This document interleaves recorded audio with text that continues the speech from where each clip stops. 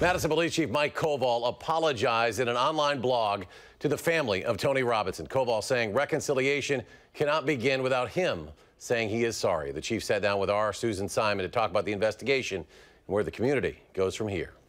We know very little about the specifics of the confrontation between Tony Robinson and Officer Kenny. And yet it seems like there has been, on both sides, a rush to judgment a little bit about what transpired here. So how do we discern the truth in that environment? Unless or until we have all the facts, I think we have to do our due diligence to suspend judgment.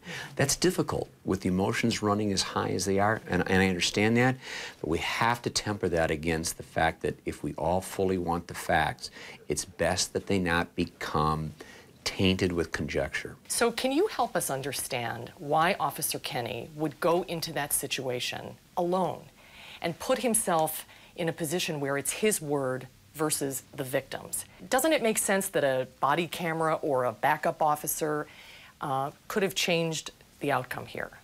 If we stand down, as is a prerogative, there's no doubt, you stand down, what would you feel like if you knew that but for the fact that I waited 30 seconds for my backup, 30 seconds just more, and in that interim 30 seconds, the person on the other side of the door was seriously hurt or killed?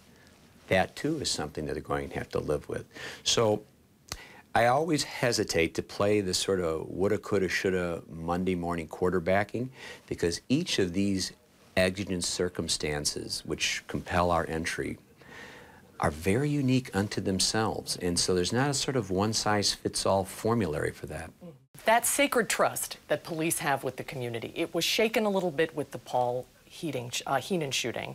And now there's a large segment of our community that feels that trust has been completely broken. So how do you restore it? I believe you're spot on in terms of where we are, in terms of the sentiments of some members of our community.